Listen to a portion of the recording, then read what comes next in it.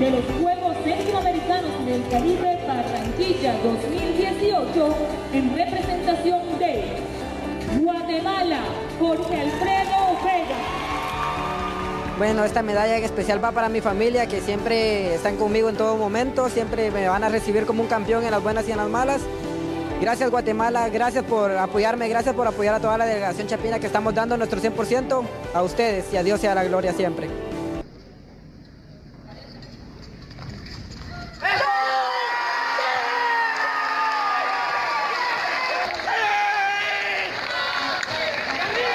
Una gran satisfacción, un gran alivio ser el primero que quedará para la historia, y pues yo espero que haya muchísimos más atletas que puedan conquistar una medalla de oro.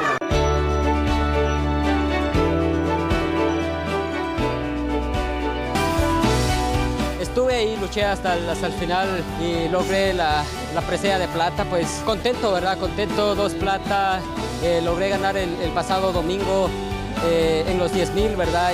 Y ahorita nuevamente en los 5,000, pues muy contento.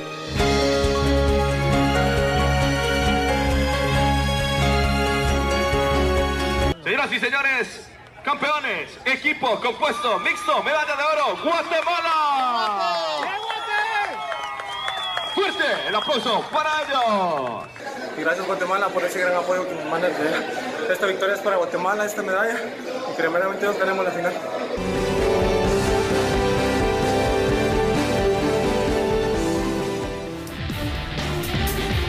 Buenas tardes, bienvenidos a una edición más de Los Periodistas, en donde, como usted ya sabe, le presentamos las noticias más importantes de la semana, junto a quienes, a los protagonistas precisamente de este programa. Buenas tardes, compañeros. Muy buenas tardes, amigos televidentes de TN23, es un gusto poderles saludar, y bueno, nosotros preparados con los temas más importantes de la semana, lo que miraba usted en sus pantallas a la introducción de este programa, pues los temas que vamos a abordar junto a Carolina, Magalí, Karen y también Vivian Vázquez, quienes estamos afuera trayéndole todas esas historias, todas esas noticias que a usted le interesa. Así que vamos a iniciar con nuestro programa. Bueno, buenas tardes, agradecemos de verdad su sintonía, y como lo decía Julio, ¿verdad? Acá le presentamos lo más relevante de la semana, y así como hay buenas historias, buenas noticias que realmente pues nos motivan a nosotros como guatemaltecos, también hay historias pues lamentables, ¿verdad? Como usted lo veía en nuestros primeros titulares. Y es que hoy contamos también con la visita de nuestra compañera Carolina Suchité, que nos va a hablar más adelante de un tema importante que vamos a ver este domingo de Canal 3. Por supuesto, gracias por la invitación, es un gusto estar con ustedes. Tenemos para este fin de semana cartelera llena. Vamos a presentarle nuestro programa especial totalmente en vivo de 2º aniversario, y para ello quisimos abordar un tema social que seguramente le va a impactar bastante: cómo viven las calamidades, las carencias y todas las violaciones a los derechos humanos que están pasando más de 350 internos del Hospital de Salud Mental Federico Mora. ¿Qué dicen las autoridades? ¿Por qué están en estas carencias? No puede ver nuestro programa especial, y más adelante estaremos abordando el tema a fondo y lo que le vamos a presentar este domingo.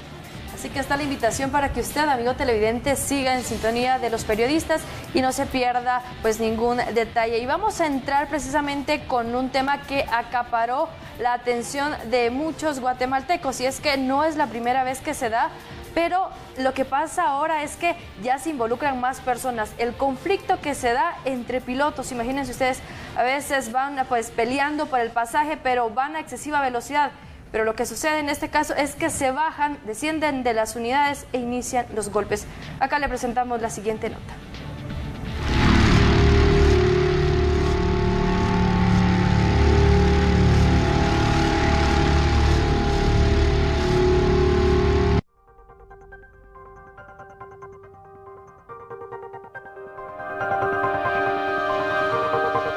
En primer lugar, denigrante la actitud de esos pilotos realmente, y esto se da a diario, es cotidiano, la cotidianidad que le toca vivir a los guatemaltecos como espectadores, en primer lugar los pasajeros, en otro los usuarios de la vía pública, que ponen en riesgo también su integridad. Vemos ahí a uno de los pilotos que abusivamente pues toma una muleta de una persona que tenía problemas, con la intención de agredir al otro piloto, y pone en riesgo la vida también de las personas espectadoras, y no digamos la vergüenza que deberían de sentir ese tipo de, entre comillas, pilotos, personas que denigran realmente la condición de seres humanos en ese sentido. Al momento hay más de 52,000 pilotos de autobuses de transporte público.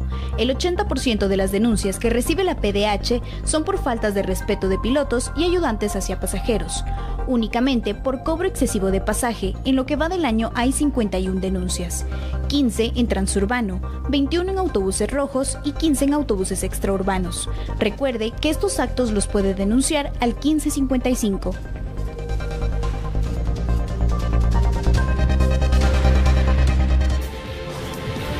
Y es así como los temas que abordamos en Los Periodistas.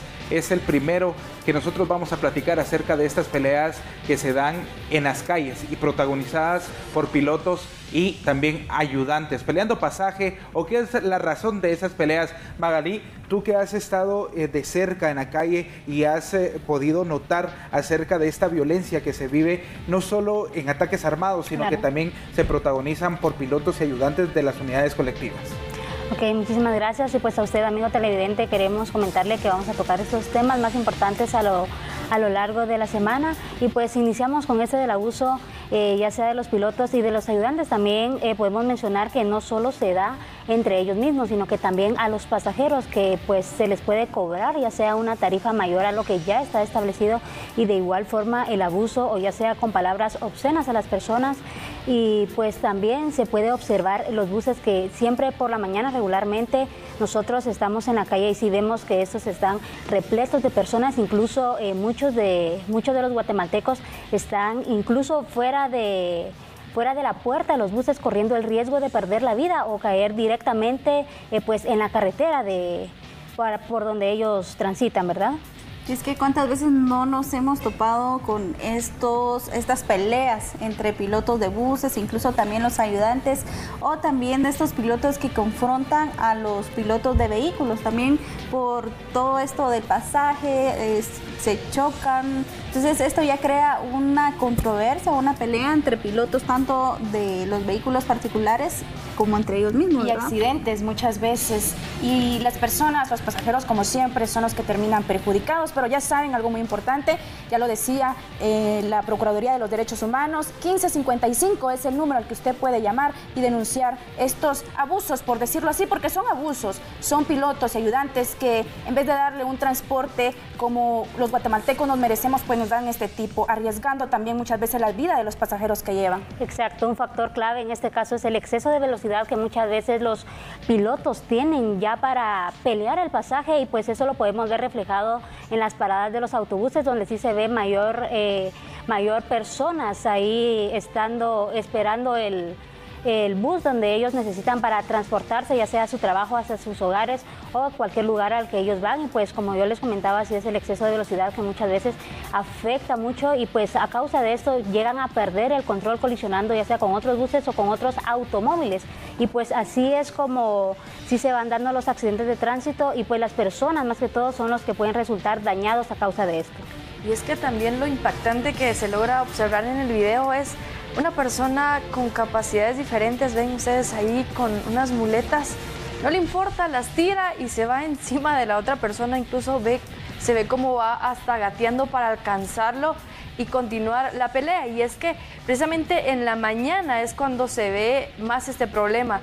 En cada parada de buses hay un tiempero, quien les dice, bueno, llevas adelante 3 buses, va a 15 minutos de vos. Entonces, a modo de alcanzarlos es cuando ya inicia, ¿verdad?, el conflicto. Bueno, tengo que ir más rápido, ya ni siquiera dejan que las personas se bajen tranquilas, sino que breves, y esa queda presión en contra de los usuarios, que realmente son una cantidad exagerada de abusos, como lo decía el licenciado de la PDH, ¿verdad? Es importante denunciar y, como tú lo decías, Carolina, también llamar y reportar esto, porque son abusos que se dan prácticamente a diario, desde tempranas horas, y en horas de la noche creo que es peor, porque ya los guatemaltecos desesperados que quieren llegar a su casa, y es donde se ve más este problema. La situación no solo recae en los pilotos de los buses colectivos.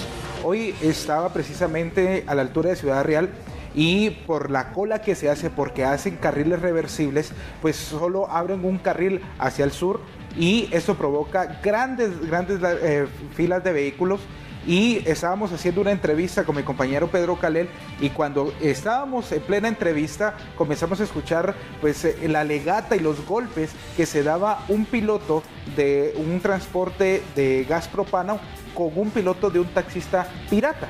Y cuando nosotros volteamos a ver, vemos la situación, el piloto del taxista pirata saca un tubo y le comienza a pegar al otro señor porque habían colisionado. Esto quiere decir de que no solo los pilotos del transporte público son los que inician esto, sino que también pilotos de taxis, aparte de que son piratas, se van encima de la gente porque no hay ni el respeto ni el diálogo con estas personas y todo se resuelve con violencia. Es casi un factor que todos podemos ver en estos tipos de pilotos, tal vez por el tiempo, porque van contra el reloj, como decía Vivian, de venir y verse atraídos porque hay otras personas que están ganando más dinero que ellos. Entonces eso es lo que es uno de los factores que a ellos pues les maneja ese estrés y llegan a la violencia. Interesante. Yo creo que TN23 pone sobre la mesa esta nota que la Dirección General de Transporte sin duda tiene que tomar en cuenta para realizar más monitoreos o supervisiones, porque esto también se puede sancionar económicamente, que ya como lo indicamos, pues estas personas se están peleando y se están saliendo lo normal por el tema del pasaje. Ya hay rutas en específico, o sea, ya hay un mapeo que tiene la Dirección General de Transporte. Generalmente estas peleas por el pasaje se dan en rutas de Interamericana. Para la Antigua es muy común ver esto. Bueno, pues ya como dijo nuestra compañera Carolina, se pone esta pues clase de denuncia, esta evidencia para que las autoridades tomen cartas en este asunto. Pero vamos a cambiar de tema, y es que es otra nota que marcó esta semana y es precisamente de una denuncia que hacen padres de familia por casos de violación sexual. Pero vamos a ver a continuación la siguiente nota.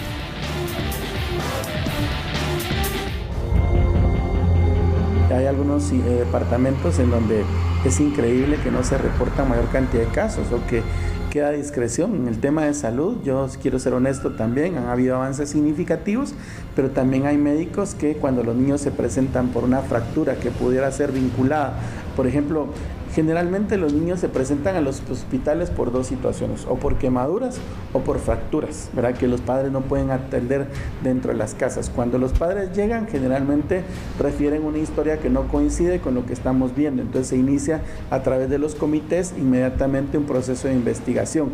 Este tipo de abusos se incrementa en los departamentos de Huehuetenango, Petén y Quetzaltenango. Que hay muchas amenazas.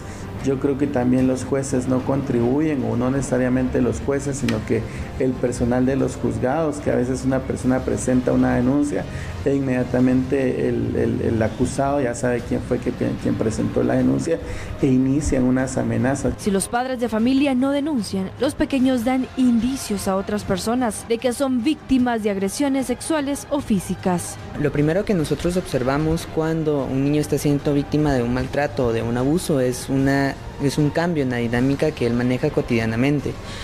Nosotros aquí catalogamos los síntomas a partir de indicadores que pueden ser indicadores de carácter cognitivo, emocional, físico, en algún momento también comportamental. Regularmente los niños en algún momento cuando tienen algún problema o cuando tienen alguna secuela de abuso, lo primero que hacen es volverse muy introvertidos, siempre están buscando en algún momento protegerse de algo, están comenzando a tener dificultades para poder prestar atención.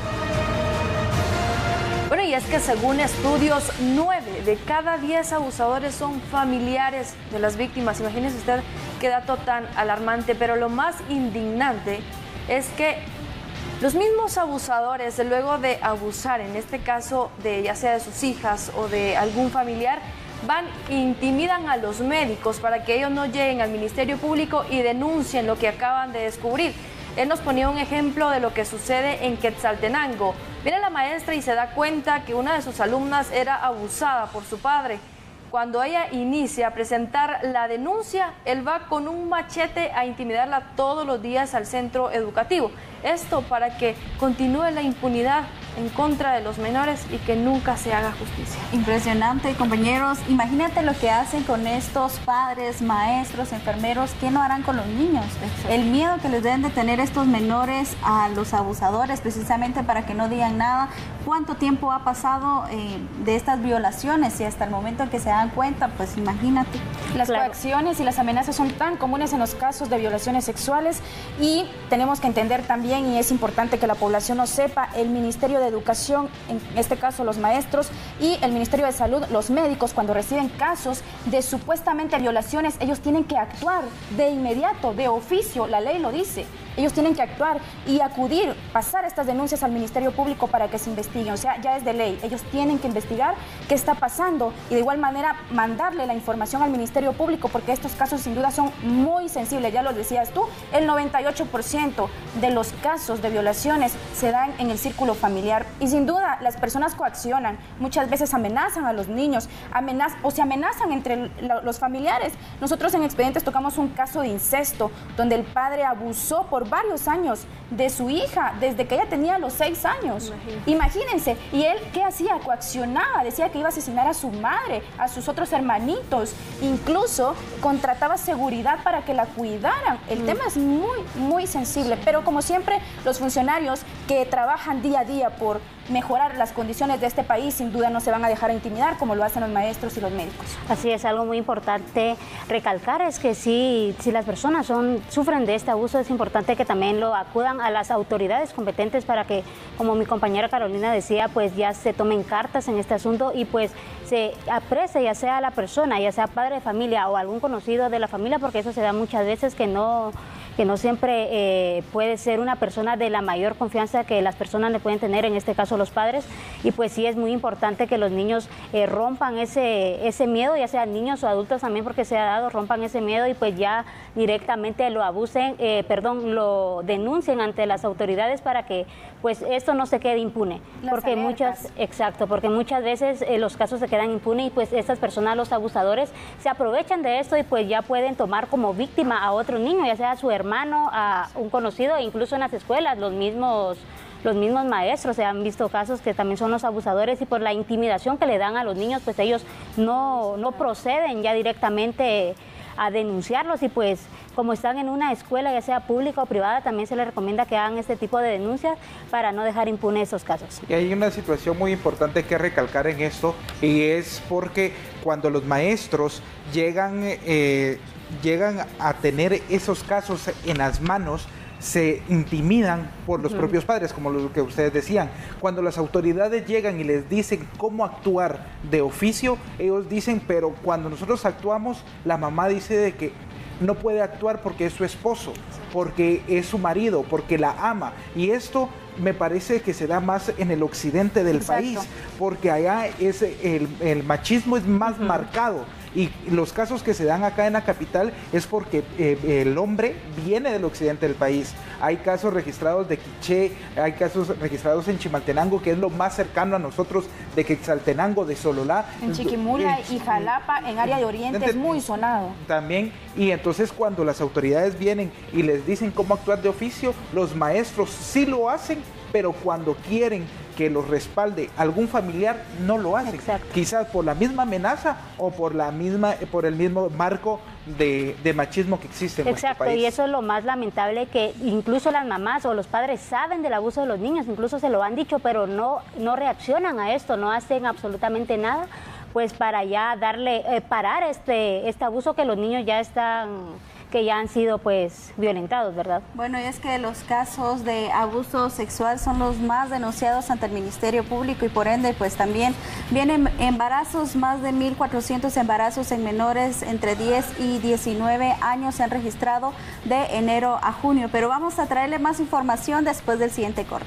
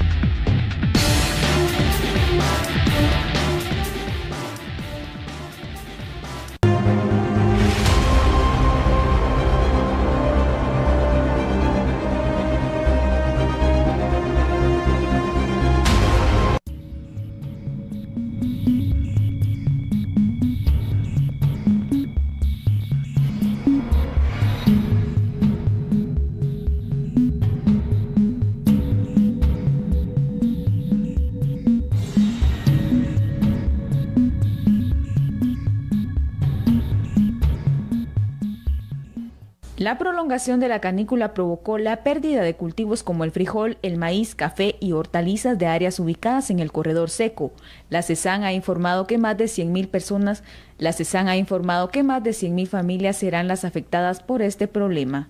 Principalmente es maíz y frijol. El Ministerio de Agricultura reporta un número superior a 100.000 familias afectadas y un número similar en hectáreas. Más o menos son 100.000 hectáreas las que están siendo afectadas de maíz, frijol, café y algunas hortalizas. Para nosotros es importante que siquiera una familia de Guatemala tenga el sustento propio, es decir, aunque haya disponibilidad de maíz y frijol en el país, si una familia pierde lo que ellos contemplan para subsistir, el impacto para ellos es mucho mayor, aunque el número cuantitativo a nivel de país no sea representativo, pero sí esa familia se va a ver afectada y obviamente va a estar en inseguridad alimentaria. Chiquimula, Zacapa, Jalapa, Jutiapa, El Progreso, además Quiché y algunos municipios de Guatemala y San Marcos son los lugares que están siendo afectados por la poca producción de estos cultivos. CESAN asegura que se ha iniciado a trabajar para brindar el apoyo a la población afectada. Inicialmente lo que se está promoviendo es la asistencia alimentaria para estas personas que de verdad lo necesitan y también filtros purificadores de agua, que eso es algo que se ha analizado dentro de la mesa. No es un planteamiento formal y es algo que dependería de la disponibilidad presupuestaria de cada uno de los ministerios. De ahí dependería la ejecución de estas actividades. Bueno, más de 30 días sin llover en algunos sectores del país y en los últimos días pues la lluvia y la canícula se daban bastante duro, se disputaban terrenos en nuestro país porque en algunos lugares pues estaba totalmente seco, el corredor seco que se le llama a toda esta parte del oriente del país pues no había llovido y esto ya había provocado serias complicaciones en las áreas de cultivos y esto había provocado también que el maíz subiera de precio en los últimos días y esto también iba a repercutir en las bolsas de los guatemaltecos, así que lluvia, canícula, no se sabía qué era lo que pasaba porque estos fenómenos se daban solo en el altiplano del país con la lluvia, fuerte lluvia y también pasábamos por la meseta central y en el oriente del país pues totalmente seco, un desierto como Zacapa, Chiquimula, toda esa parte de ahí es hay bastantes fábricas de maíz y eso se fueron perdiendo y eso provocó que el maíz del extranjero viniera al país y subiera el precio. La canícula prolongada que todos los años afecta en el corredor seco. Recientemente visitamos Chiquimula y Jutiapa. No sé si ustedes han visto la laguna de Atezcatempa, que el año pasado fue noticia en todos los medios de comunicación e internacionales incluso porque se secó. Y aquí es donde tenemos que analizar los efectos secundarios que deja la canícula prolongada, no solo afectando los cultivos como maíz, frijol, que es lo más común y que es el alimento diario de esas familias que muchas veces en la mesa es lo único que tienen. Pero también hay otros problemas como que vienen, que se sequen los ríos, que se sequen estas lagunas y posteriormente el alimento que también hay ahí como los peces, camarones, conchas, que de eso también viven, de la pesca, muchas personas que viven en esos lugares como Jutiapa. Es muy lamentable sin duda y también en este caso ¿qué hacen las autoridades? Porque si ellos tuvieran alternativas no padecieran tantos problemas en el corredor seco. Si hablamos de los cultivos, los reservorios de agua que son muy importantes y allí ellos se podrían ayudar. Y es que también las muertes, ¿no? El tema de la desnutrición. Y es que precisamente en esos sectores que hacías mención, Julio, las muertes de los menores de 2 a 4 años por el tema de la desnutrición crónica, porque no tienen nada que comer y lo poco que tienen lo van perdiendo por estos efectos climáticos que se dan. Y es que es un tema bastante amplio. Por un lado, ¿verdad?, la pérdida de alimentos, pero también la pérdida de la vida. Porque precisamente en ese lugar es donde más se da el reporte de la desnutrición. Ya hacía referencia a CESAN que a la fecha van más de 100 muertes por desnutrición precisamente en menores a 5 años.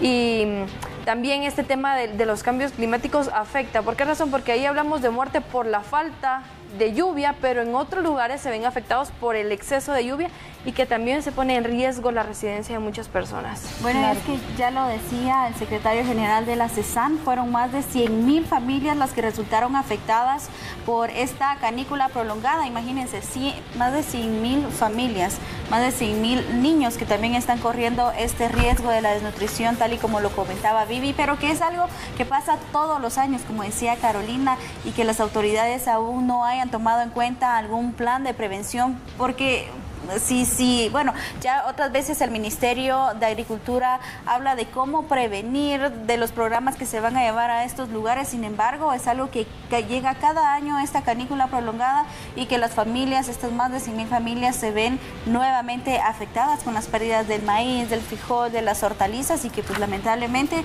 trae la desnutrición, como decía Vivi. O lo que proponen también las autoridades, en este caso el MAGA, es que, por ejemplo, sustituyan los productos, ¿no?, para cultivar, porque por ejemplo en este sector del área de Oriente lo que proponen es que se siembre yuca, la papa, que no necesita tanta agua para que no se den pérdidas en este caso, ¿verdad?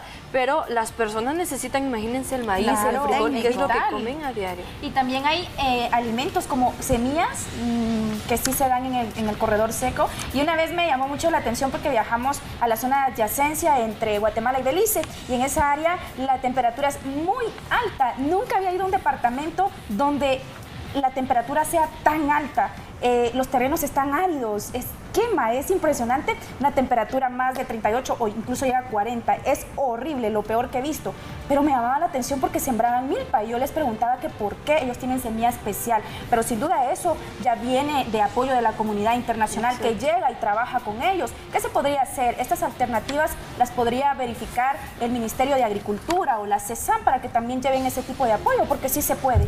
Sí, se puede pues contrarrestar este tipo de temas, porque por un lado tenemos estos cambios climatológicos en nuestro país que se dan en todo el año, pues tenemos lluvia, después frío, muchas veces en octubre hay olas de calor que no entendemos, claro, por qué, y como bien dice Carolina, pues estamos en este tiempo de cambio del clima. Pero hablando del tema de corredores secos, de lluvia, también hay algún problema de que nosotros nos aqueja como guatemaltecos, y es que si no tenemos lluvia, pues se nos secan las hortalizas, y si las tenemos se inundan y se pierden. ¿Y qué pasa con las casas de habitación? Hay un montón de zonas de riesgo que por estas lluvias, que ahora que empieza la segunda etapa del invierno, van a comenzar a salir más zonas de riesgo, se van a comenzar a registrar más deslaves, y las zonas habitacionales pues se comienzan a dar a conocer que no pueden vivir ahí las personas, y pretenden evitar catástrofes, perder vidas de guatemaltecos como lo que se ha registrado en años anteriores. Si quiere conocer más detalles acerca de lo que nosotros le estamos hablando, no se pierda esta nota.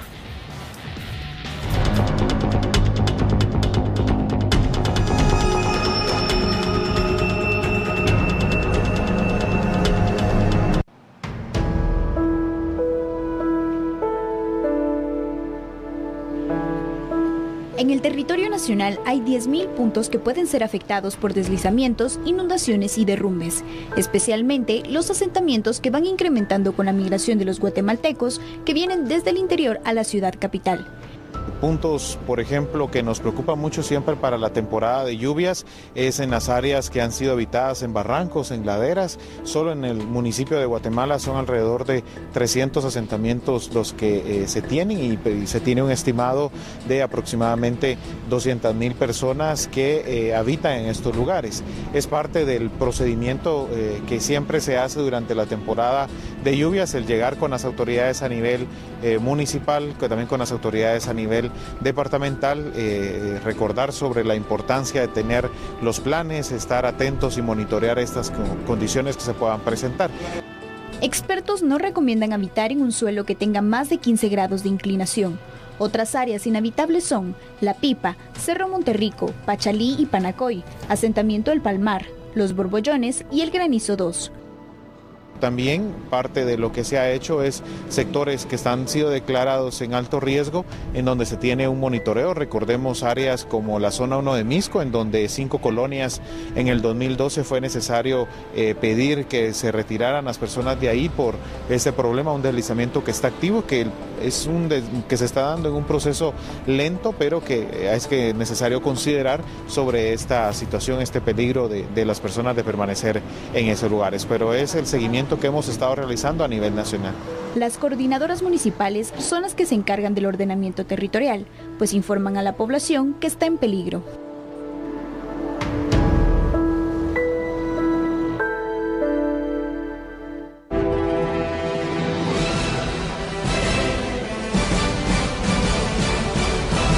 Años, un equipo que lo ha arriesgado todo. Sentir cómo el mundo va cambiando y llegar hasta donde otros no lo han hecho. Para nosotros el periodismo se vive, es ponerse en la piel de aquellos que sufren angustia y dolor. La versión de las autoridades. Hacemos lo imposible por llevarle la verdad.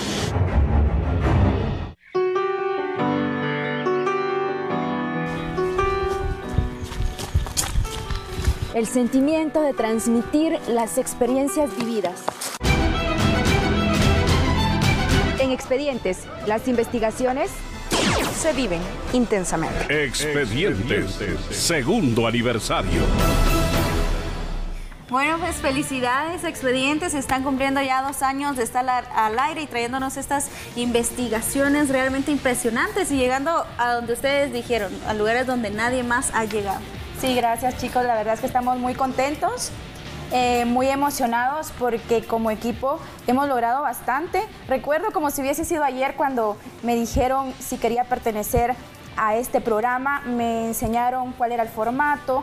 En Guatemala no hay muchos temas de investigación, televisivos por supuesto, y era un gran reto para nosotros. Lo primero que me dijeron es el formato es sobre llegar hasta donde muchos medios de comunicación no pueden, presentar imágenes reveladoras, que eso lo hemos logrado con cámara oculta, utilizamos mucha cámara oculta, y testimonios impactantes que revelen, por supuesto, esas investigaciones que nosotros estamos llevando cada domingo por Canal 3 a las 8 de la noche. Y como ustedes dicen, pues ya llegamos a los 2 años, el 7 de agosto, pues iniciamos ya la 3ª temporada de Expedientes, no se lo puede perder, tenemos muchos cambios, tanto de formato como el contenido que vamos a estar abordando. Nuestro set tendrá nueva imagen, no se lo puede perder, tenemos muchas sorpresas para usted y por supuesto este domingo un programa especial sobre nuestro 2º aniversario.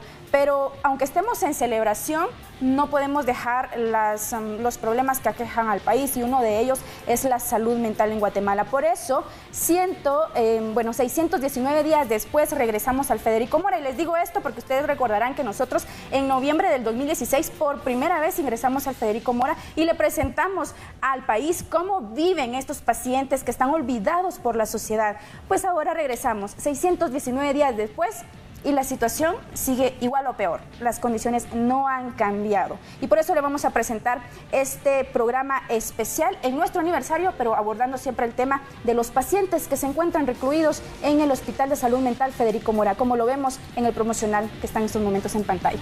Carolina, me atrevo a decir que es el primer programa guatemalteco en periodismo e investigación en televisión, porque no existía ese programa que nos diera toda esa gama, todos esos aspectos que ustedes tocan, todos esos, porque ustedes envuelven en un tema en todos los protagonistas, todos son importantes. Entonces era el primer programa de investigación televisivo y ahora cumplen 2 años.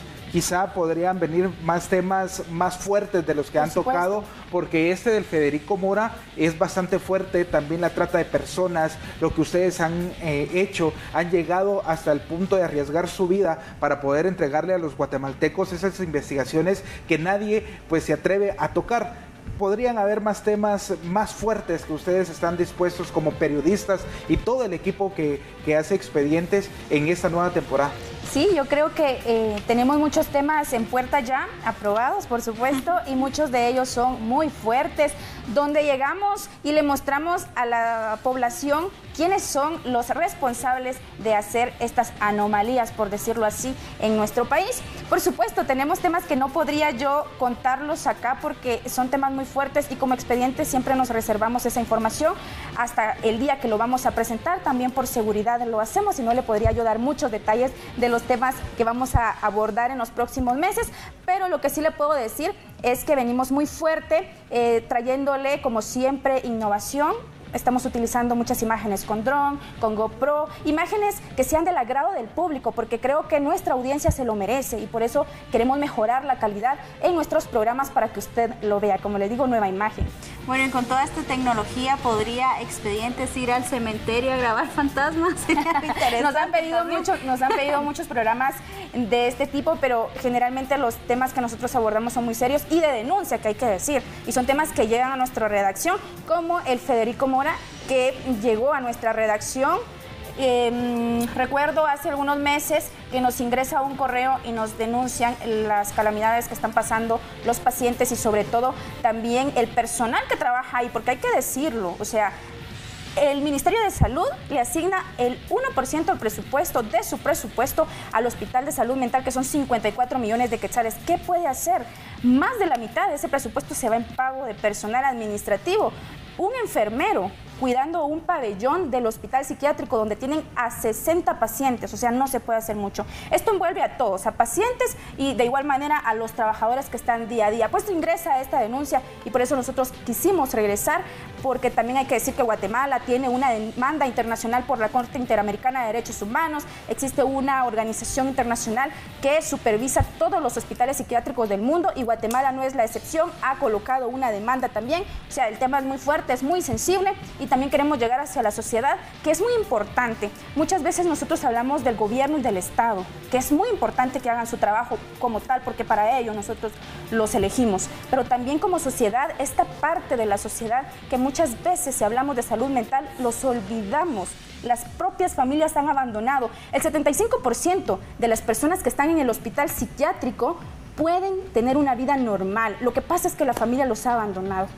Carolina, y es muy importante también conocer el aspecto humano. Claro, por supuesto. Eso siempre va a ser desde los protagonistas hasta ustedes. Sí. Ustedes como mujeres que son dos periodistas las que llevan la batuta de Expedientes, tanto tú como tú Carolina como también Alejandra Cano, ¿qué pasa en la mente de ustedes cuando les dicen, bueno, su trabajo es entrar a las cárceles del país, donde seguramente nosotros solo lo hemos visto en películas, pero vivirlo en carne propia, llegar hasta esos preventivos, platicar con los internos, platicar con la gente que sin duda tiene el poder dentro de las cárceles, ¿qué se siente, Carolina? Cada programa creo que en lo personal es un reto, es un gran reto. Y no es lo mismo entrar al hospital psiquiátrico que entrar a una cárcel y que entrar a otros lugares como por ejemplo ir a zonas muy peligrosas y entrevistar a los protagonistas, en este caso los que asesinan, los pandilleros, los sicarios. Todos los programas tienen cosas diferentes. Recuerdo muy bien el tema de las cárceles, que fue el 6º programa que Expedientes le presentó cuando apenas iniciábamos, y me dicen, cárceles en Guatemala, pero en los medios de comunicación nunca se ha grabado cómo es una cárcel por dentro, cómo es la población, qué encuentra ahí. Fue un gran reto para nosotros cómo le íbamos a hacer. Nosotros trabajamos mucho en conjunto con las autoridades que nos quieren dar ese apoyo, con las autoridades que no quieren esconder qué es lo que sucede. Y en este caso hay que reconocer que en esa ocasión el Ministerio de Gobernación dejó que ingresáramos a las cárceles y le presentáramos también cuál es la realidad. Pero también hemos entrado a otras del sistema penitenciario donde el ingreso es prohibido. ¿Y cómo lo hemos hecho? Con cámara oculta. Nos hemos arriesgado, sí, pero creo que todo vale la pena, con tal de que usted conozca la realidad de este país. Y le hemos llevado esas imágenes exclusivas y muchas gracias también por darnos esa confianza y por cada domingo estar pendiente de Expedientes, porque sí tenemos mucha audiencia, muchos seguidores y muchas personas que confían en nosotros y que nos envían esas denuncias. Muchas gracias, Carolina, y también felicidades desde la dirección de Expedientes hasta los periodistas que han hecho posible estos 2 años de información exclusiva que solo usted pudo ver a través de la televisión guatemalteca. Así que no se hable más, no se pierda el programa de Expedientes ese domingo, donde van a celebrar su 2º aniversario, pero también le van a entregar una investigación del Federico Mora que usted no se puede perder.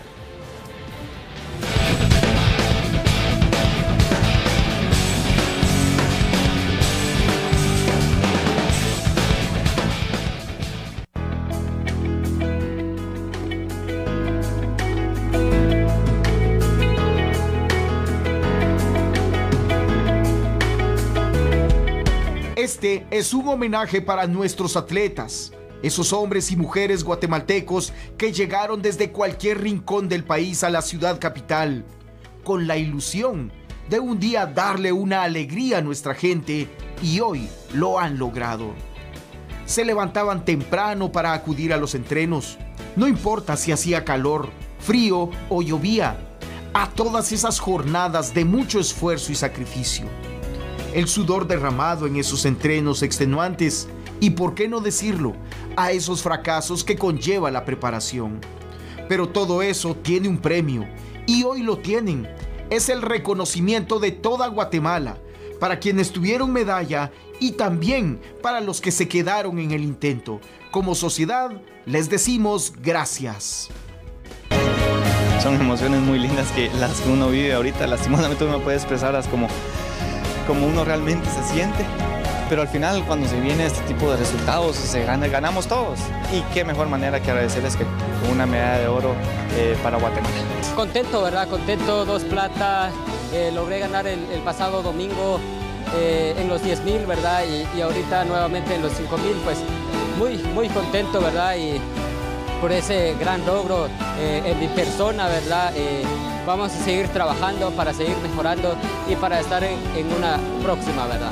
La verdad es una gran satisfacción, un gran alivio ser el primero que hará para la historia, y pues yo espero que haya muchísimos más atletas que puedan conquistar una medalla de oro. La verdad me siento muy bien, el trabajo ha sido bastante bueno y estoy muy agradecido con todo el pueblo de Guatemala. Nos preparamos a continuación a la final.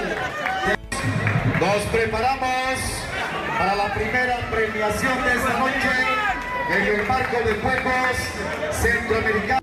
Pues bastante feliz, trabajamos mucho para esto y pues estamos muy felices y alegres por todo. Como guatemaltecos debemos disfrutar y agradecer la valentía, el esfuerzo y sobre todo el amor a Guatemala de estos jóvenes que entregaron todo por nuestro país.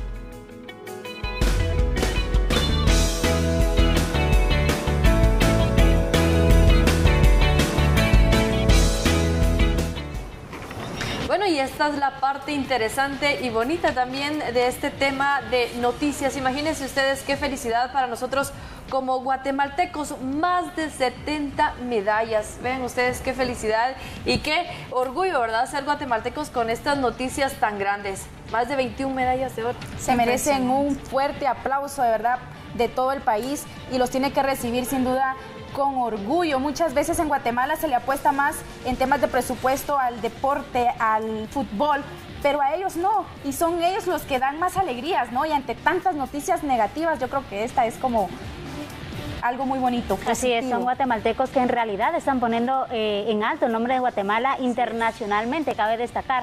Y pues sí es de darle nuestras felicitaciones a todas estas personas que nos están representando hasta en Barranquilla, Colombia. Y es que también no solo Guatemala, sino que ha sido la mejor delegación centroamericana. Han ganado 21 medallas de oro, realmente es impresionante, increíble, y muchas felicitaciones a todos estos atletas que nos fueron a representar hasta allá, Barranquilla, Colombia, que no se fue ningún periodista de acá, pero bueno, y era lo que les comentaba hace un momento, que recientemente me comentaban que Costa Rica es un país que nunca ha tenido una medalla olímpica, y Guatemala, imagínate eso, no conocen ni siquiera una medalla. Y Guatemala, con tantos premios, 21 de oro, 22 de plata, imagínense, 41 de bronce, para un total de 84 medallas. ¿Cómo no sentirse orgullosos de todos esos esfuerzos? En el sexto lugar de general está en Guatemala, está en el sexto en el general y el primero en Centroamérica. Y cabe mencionar que hay medallas históricas. El del boxeo le gana al campeón del mundo, al campeón del mundo en boxeo. El campeón del mundo es cubano, le gana, hay medalla de oro. Y esto llena de orgullo tanto a la delegación de boxeo acá en Guatemala como también como país. También tenemos una medalla histórica del BMX. No sé, ese deporte es bicicleta. Estar en una BMX es de acrobacia, es de un deporte que ni siquiera tiene auge en nuestro país. Ni se conoce. Y es una mujer quien gana la medalla, la primera medalla en esa delegación. Es una medalla de bronce y pero igual es importante para nosotros porque es una delegación.